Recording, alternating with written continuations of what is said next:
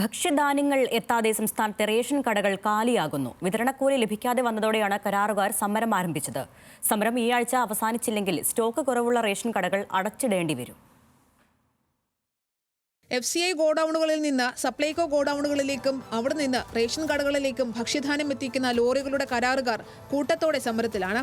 ഇവർക്ക് സെപ്റ്റംബറിലെ 60% വിതരണക്കൂലിയും October, November, December മാസങ്ങളിലെ കരാർ തുക പൂർണ്ണമായും കിട്ടാനുണ്ട്. സമരം ഒത്തുതീർപ്പാക്കാനായി സെപ്റ്റംബറിലെ 50% തുക അനുവദിച്ചെങ്കിലും സമരം അവസാനിപ്പിക്കാൻ കരാറുകാർ തയ്യാറല്ല. സമരം അവസാനിച്ചില്ലെങ്കിൽ സ്റ്റോക്ക് കുറവുള്ള റേഷൻ കടകൾ അടച്ചിടേണ്ട അവസ്ഥയാണ്.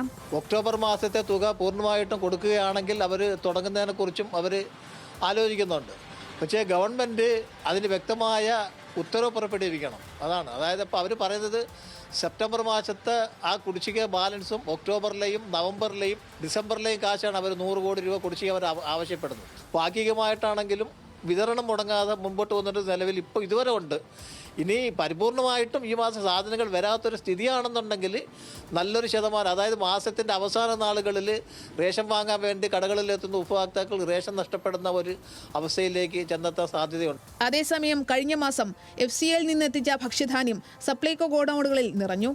ഇവ റേഷൻ കടകൾക്ക് വിതരണം ചെയ്താലേ FCIയിൽ നിന്നെത്തിക്കുന്ന ഭക്ഷ്യധാന്യം സംഭരിക്കാനാകൂ. എല്ലാ മാസവും 5ഓടെ സപ്ലൈകോ ഗോഡൌണുകളിൽ നിന്ന് റേഷൻ കടകളിലേക്കും 15ഓടെ FCI ഗോഡൌണുകളിൽ നിന്ന് സപ്ലൈകോ ഗോഡൌണുകളിലേക്കും ഭക്ഷ്യധാന്യ നീക്കം ആരംഭിക്കുന്നത്. ന്യൂസ് മലയാളം, കൊല്ലം.